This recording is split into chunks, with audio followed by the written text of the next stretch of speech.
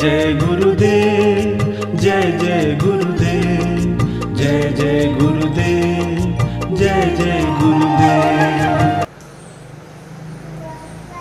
श्रीमद् करुणा सागर महाराज की जय। श्री कैवल धाम की जय। श्री अविचल जी महाराज की जय।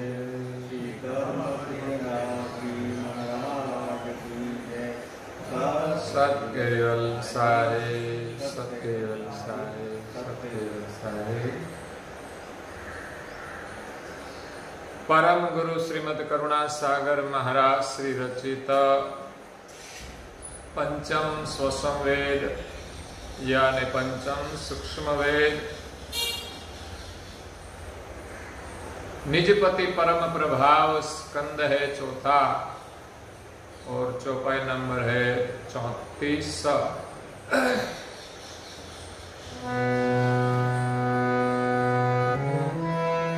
परवास प्रोक्ष पारे हो परमाता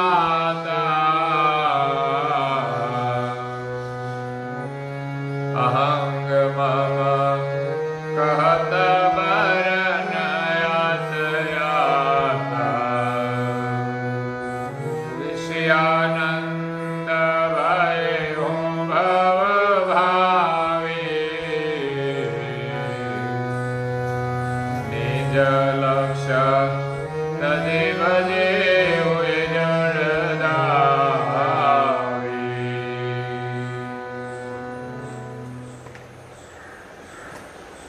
प्रिय भक्तजनों, ज्ञान संप्रदाय के आद्य स्थापक अनंत ब्रह्मांडाधीश केवल कर्ता के परम विशेष अंश सकर्ता सत केवल का महाद सजान जान अलौकिक दिव्य स्वरूप को अनेक न्यायों से, प्रत्यक्ष प्रमाण से, स्व अनुभव से प्रतिपादन करने वाले अनंत अंशों के तारणहार केवल धर्म धुरंधर नवबुद्धि के सागर महान समर्थ परम श्रेष्ठ परम विभूतिवान परम दयालु परम कृपा निधि कैवल वेत्ता सर्वज्ञ दिव्य परम गुरु श्रीमद् करुणा सागर जी महाराज विश्व भर के मनुष्य तनुधारी चैतन्य जीवात्माओं को यथार्थ ज्ञान का उपदेश देते हुए स्वरचित पंचम स्वसंवेद ग्रंथ के चौथे स्कंद में निजपति प्रभाव का वर्णन करते हुए 34वीं चौपाई में कहते हैं कि परवश परोक्ष परे हो परमाता अहंग मम कहन बरन यात याता। विश्व नियंता सृष्टि के सर्जनहार सकर्ता सत कैवल ने अपने शुद्ध संकल्प से सृष्टि का सृजन किया। इसमें पहले तत्वों के माध्यम से विभिन्न प्रकार के शरीरों की रचना की। शरीर परिपूर्ण हुए, लेकिन जब अपने आप चलने नहीं लगे तब सर्जनहार ने अपनी सजाति के अंतर्वृत्ति के छठी अंश वृत्ति का अंश उत्पन्न करके इस शरीरों में प्रवेश कराया। तो अंश इस शरीर में इंद्रियों के रस में वश होकर अपने सर्जनहार और अपने स्वरूप को भूल गए और शरीर के संग में, शरीर भाव में शरीर जैसा हो गया। अपना चैतन्य भाव भूलकर शरीर के जड़ प्रभाव में वर्तमान करने लगे। परवश परेहु, शरीर के अधीन होकर परवश हो गए। मैंने कल भी कहा था कि हम जो जो चीज का उपयोग करते हैं तो उपयोग के साथ हम उनको वश हो जाते हैं, परवश हो जाते हैं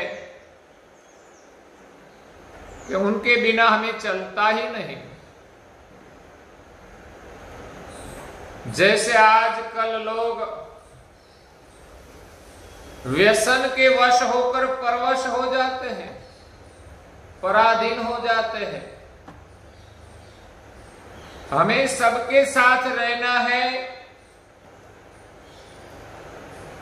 चाहे संसार का कोई पदार्थ हो या कोई संसार का संबंध हो,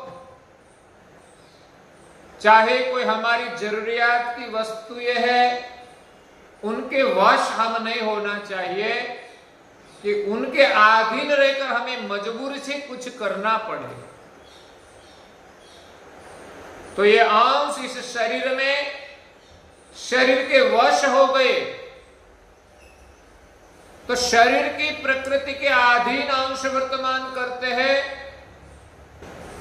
तो शरीर जड़ है और अंश चैतन्य है, फिर भी वो जड़ के अधीन वर्तमान करने लगे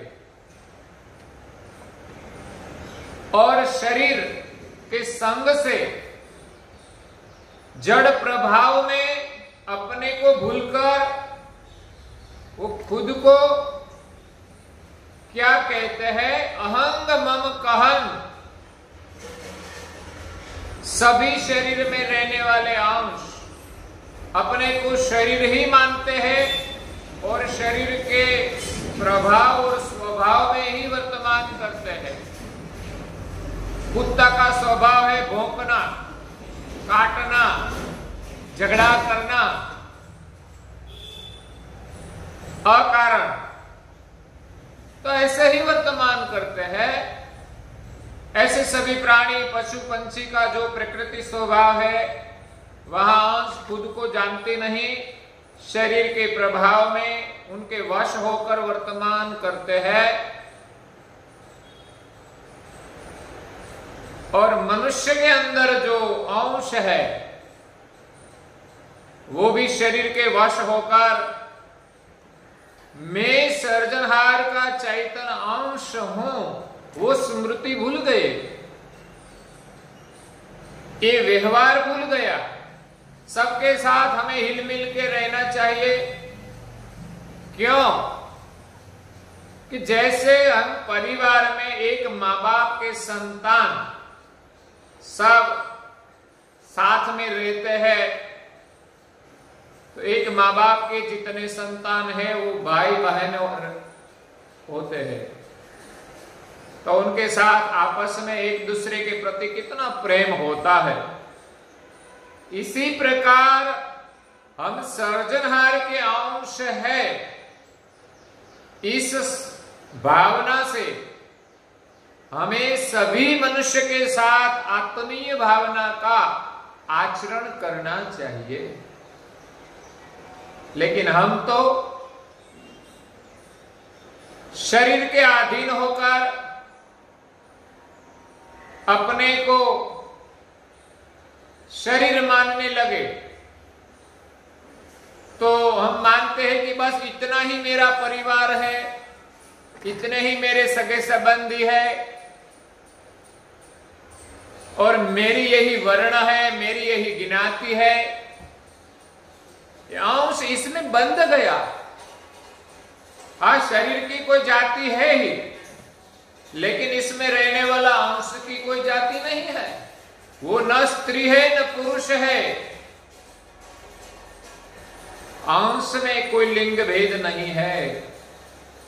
और सामाजिक जो वर्ण व्यवस्था है वो तो समाज के व्यवहार के लिए बराबर है, लेकिन उसका कभी भी हमें अभिमान नहीं करना चाहिए और इस असमय में आकर हमें कभी अनुचित व्यवहार नहीं करना चाहिए, क्योंकि हम वो है ही नहीं। ठीक है, इस कुल में जन्म हुआ तो हुआ, उनके साथ हम व्यवहार करें, लेकिन औरों के साथ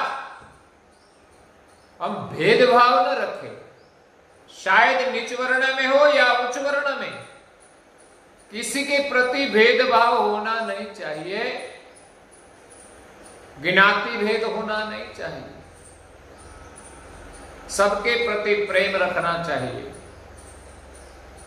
तो यहां अंश शरीर को वश होकर अपने को मानता है कि वर्ण यात याता, मैं यही वर्ण का हूं। आगे भी मैंने कहा था कि पूज्य श्री नारायण दास जी महाराज श्री ने स्वरचित सिद्धांत बावनी ग्रंथ में कहा है, मैं हूं जात वर्ण कुल नाते, मैं हूं पुरुष पिता भई जाते, मैं हूं पुत्र मोई ससुर जमाए, मैं हूं काका भतीजा माए, मैं हूं सगा सहोदर सोरा, मैं हूं श्याम लाल के गौरा, केसरी प्रकट छाया परतल पे, डरत कपीने जग तन को जल पे। मैं यही वर्ण का हूं, ये मेरी जाति है, ये मेरा कुल है। जाति में कुल भी अलग अलग होते हैं। मैं पुरुष हूं, मैं किसी का पिता हूं, मैं किसी का पुत्र हूं, मैं किसी की पत्नी हूं, मैं किसी का ससुर हूं तो मैं किसी का जमाई हूं। सभी प्रकार के संबंध की प्रगाढ़ मान्यता अंश में कभी कभी बाधा रूप बनती है। सगे संबंधी होते तब तक तो अच्छा चलता है, लेकिन थोड़ा रिश्ता बिगड़ जाता है तो कोई किसी का रहता नहीं।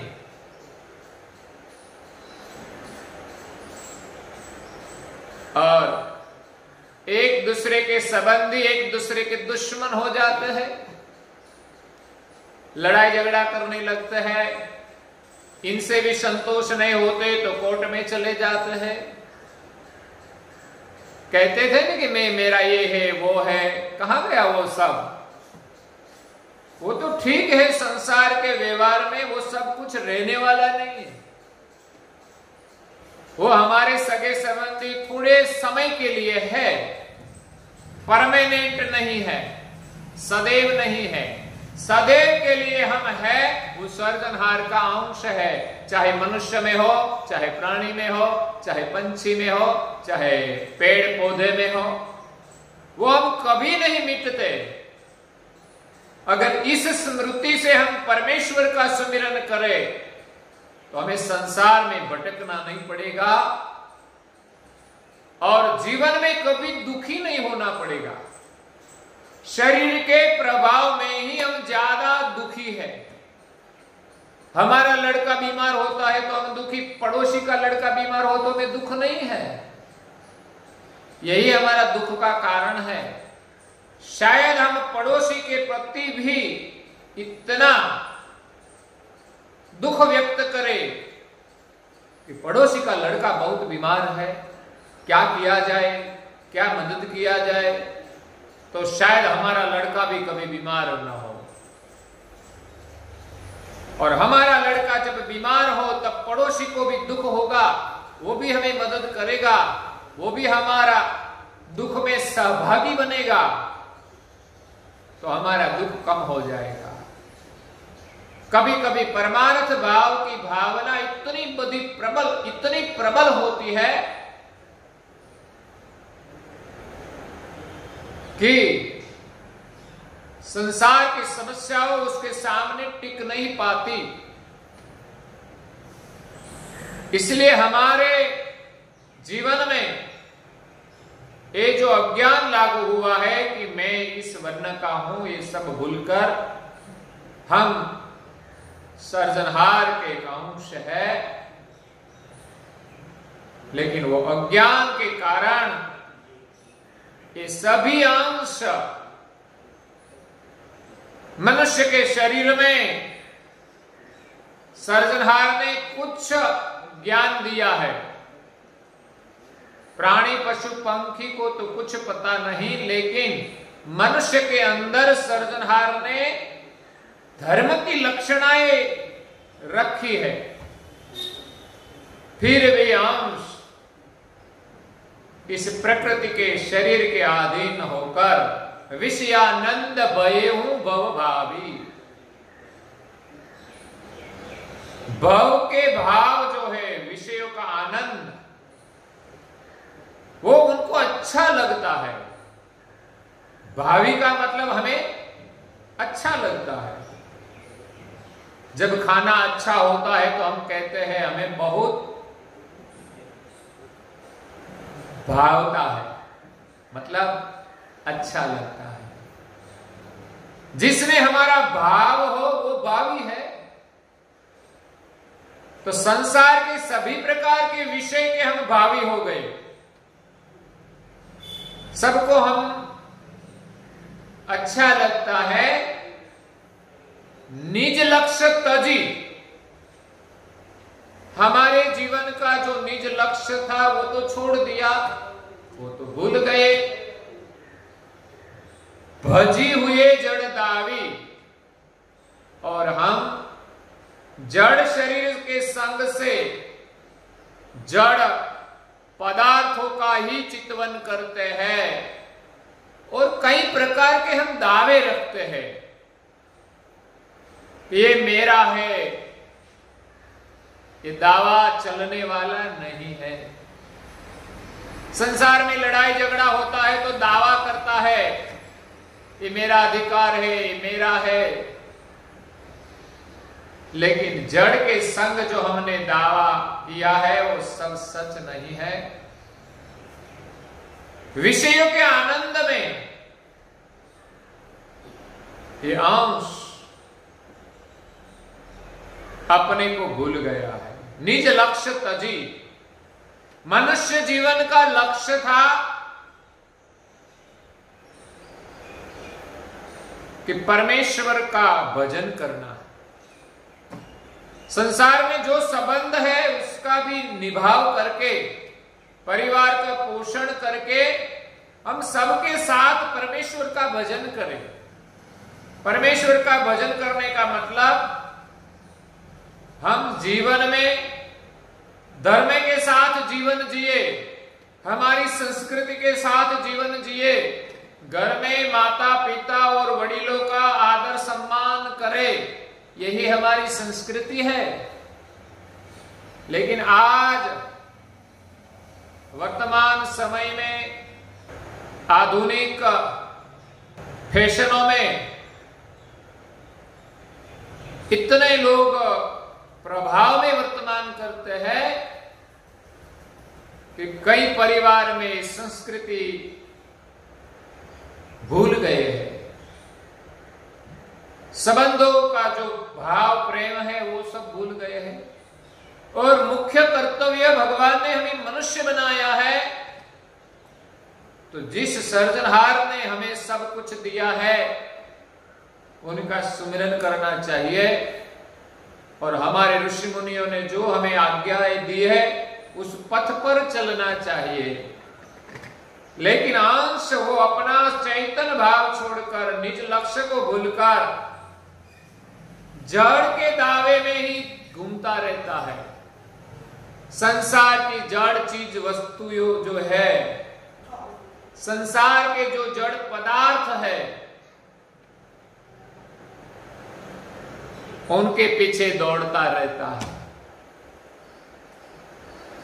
तो इंद्रियों के विषय की जो आकांक्षाएं है, विषयों का जो आनंद है, वो पदार्थ के साथ जुड़ा हुआ है। इंद्रियों को आनंद जो आता है विषयों में, वो पदार्थ के साथ जुड़ा हुआ है। इसलिए पदार्थ के प्रति हमारी बहुत प्रबल आसक्ति रहती है। तो इस आसक्ति को त्याग करके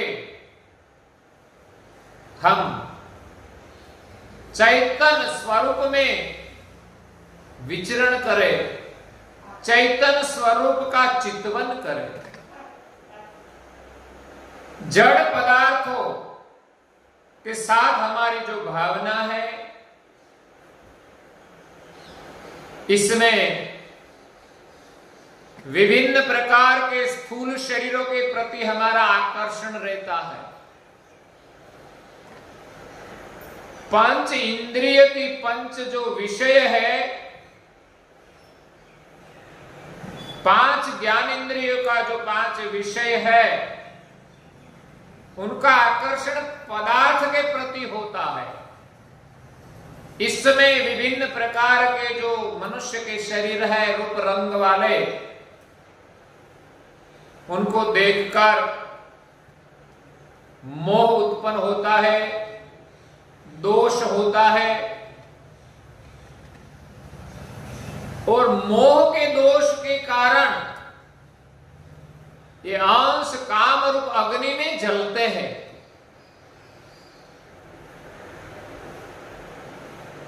तो पदार्थ भावना के कारण अंश की वृत्ति जड़ हो गई है। सभी इंद्रियों का जो विषय है वो पदार्थ के साथ ही जुड़ा है।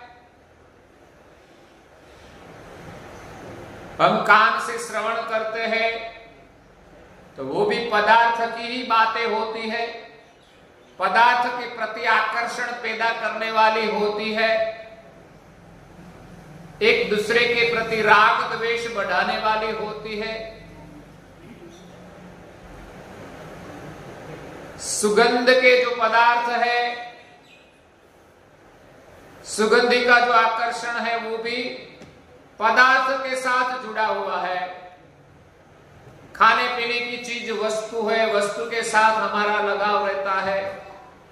देखते ही हम शायद चोरी भी कर लेते हैं।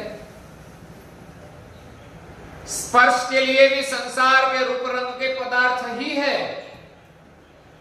तो पंच विषयों के आकर्षण में इस अंश की वृत्ति जड़ हो गई, तो जड़ पदार्थ के प्रति विशेष प्रेम रहता है। हमें कोई चीज अर्पण करे तो हम खुश खुश हो जाते हैं। इसमें खुशी की क्या बात है? उनके पास था तो वो हमको क्यों दे दिया? हमको लेने में आनंद आता है, जिसने हमें दिया उसको देने में आनंद मिलता है। तो पदार्थ के प्रति प्रेम है तो हमें कोई चीज मिलती है तो हमें आनंद होता है। घर में गाड़ी लाए तो पूरा परिवार खुश खुश हो जाते हैं। क्यों? कि नई गाड़ी आई। वो आखिर तो एक जड़ पदार्थ है। ये पदार्थ सब भोग विलास के लिए लाते हैं, इसलिए हमारा भाव जड़ शरीर में, जड़ पदार्थों में ज्यादा रहता है। हम गाड़ी के प्रति इतना प्रेम रखते हैं जितना प्रभु के प्रति नहीं होता। शायद घर में माँ बाप होते हैं, उनके प्रति भी नहीं होता कि हमारे माँ बाप के लिए जो चाहिए वो हम लाए, माँ बाप की हम सेवा करें, माँ बाप का चितवन करें। गाड़ी का बीमा कराते हैं, इंश्योरेंस, माँ बाप का तो कराओ जरा। जरूरत तो उनकी है जिसने हमें जीवन दिया है, लेकिन माँ बाप से ज्यादा परिवार को पदार्थ में प्रेम है। अगर पदार्थ नहीं दिया तो संबंध विच्छेद हो जाता है। देखा है कई जगह गहनों में इतना प्रेम है, जो संबंध से भी ज्यादा प्रेम रखते हैं, जो कभी कभी प्रेम पदार्थों में रखता है, इसी के कारण संबंध भी विच्छेद होते हैं। घर में जो जो चीज है, गाड़ी है, बंगला है, टीवी है, जीवन उपयोग की जो जो चीज है, मोबाइल है, इन सभी के प्रति लोगों का कितना प्रेम रहता है। शरीर के जो वस्त्र है, हीरा माणिक मोती, और हमारे यहां जो काम करने वाले लोग होते हैं, मजदूर, उनके साथ हमारा जो रिश्ता है वो भी मतलब का ही होता है। हमारे लड़के से भी ज्यादा मजदूर काम करते हैं, लेकिन कोई मजदूर के प्रति ज्यादा प्रेम नहीं रखते। कि ले तूने इतना काम किया, मेरा लड़का तो कुछ नहीं करता। तो पदार्थ के प्रति ज्यादा प्रेम है। एक विधवा माता के 2 लड़के थे, माता ने पढ़ाया, दोनों को अच्छी नौकरी मिली, वो शिक्षित थे तो बहुत सुखी संपन्न हो गए, शहर में रहते थे, लेकिन मां की देखभाल नहीं करते थे। मां बीमार हुई, कोई देखने तक नहीं आया, लेकिन मां के पास जो जमीन थी, एक सेवा करने वाला व्यक्ति था जो पुत्र की भांति सेवा करता था। तो मां ने सोचा कि मेरा सच्चा लड़का तो यही है कि मेरी पराधीनता में मेरी देखभाल करता है। मां ने उसकी जो मिल्कत थी वो उनके नाम कर दी, क्योंकि लड़का तो दोनों सुखी है। आज ऐसा माँ बाप कौन है कि जो एक मजदूर काम करता है, एक पुत्र की भांति मजदूर सेवा करता है। तो उनके प्रति हमारी संवेदना होनी चाहिए, जो एक विधवा माता को हुई। और अंत में मां जब शरीर को छोड़कर चली गई, तब दोनों लड़के आ गए, क्योंकि वो मां की अंतिम विधि है।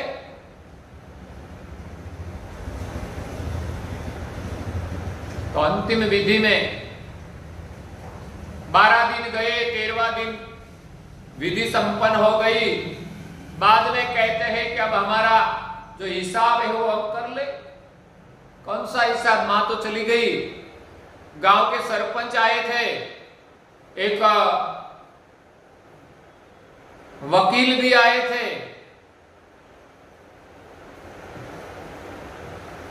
वो सबने कहा कि आपका काम तो मां की मृत्यु के पहले ही हो गया है। वो तो मां ने जीते ही सब कुछ कर दिया कि सब जो मिल्कत थी, इसमें आधी जमीन इस जो मजदूर है, सेवक है, जिसने सेवा की है, उनके नाम कर दी। उसने सेवा का फल दे दिया और आधी जमीन थी वो जो उनकी लड़कियां थी उसके नाम पर कर दी। अब तो 2 भैंस बची है, आप दोनों को चाहिए तो लेके जाओ। मुंह मचोड़ के दोनों चले गए, परिवार के साथ निकल गए। तो ये जड़ के प्रति कितना भाव है।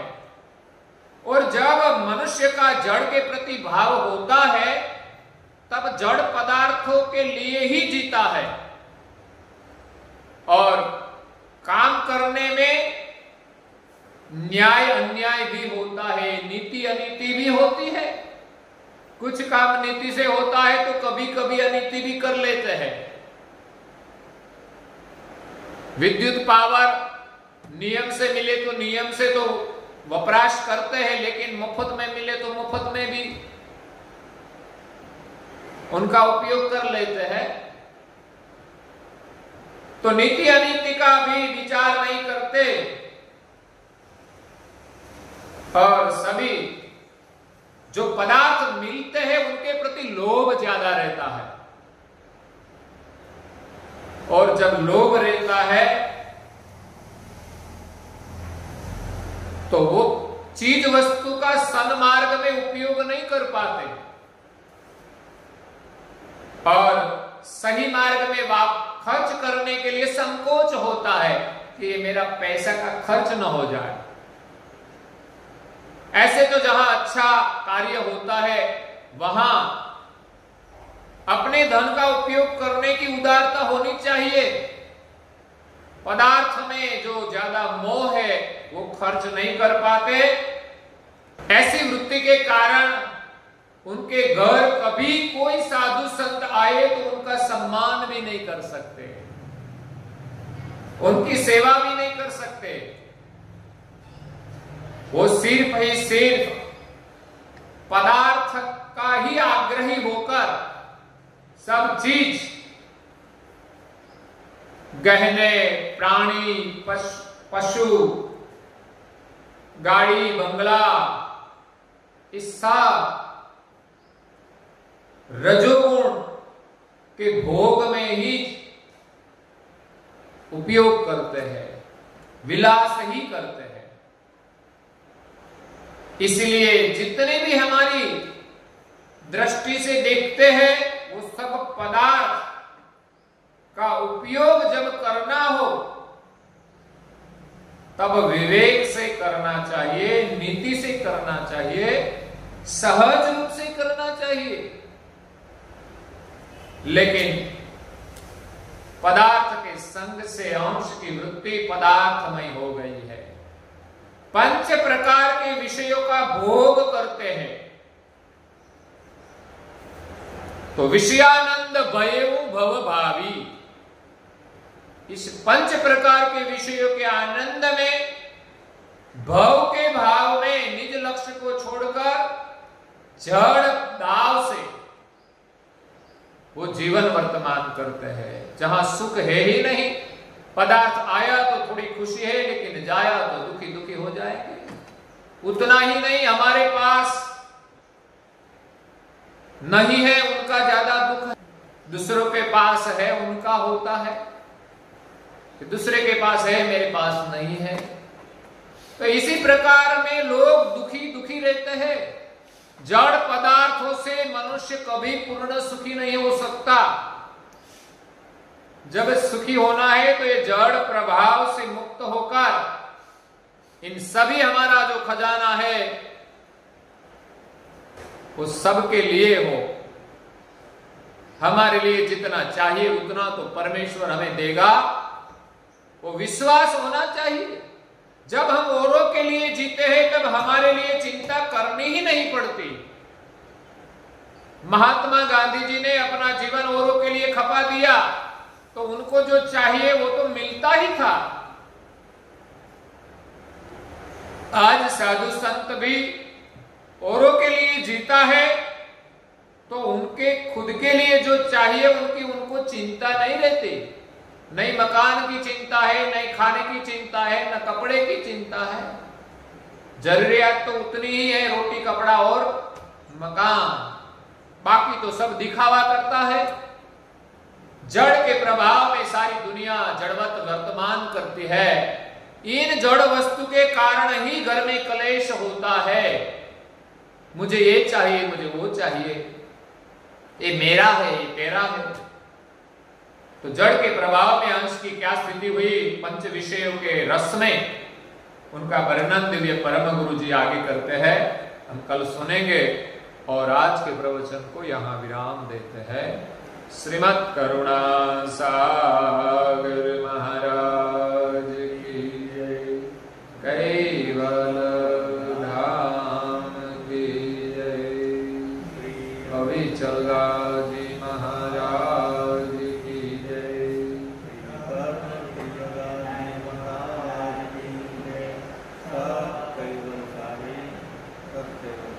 सत्य साई, सत्य साई, सत्य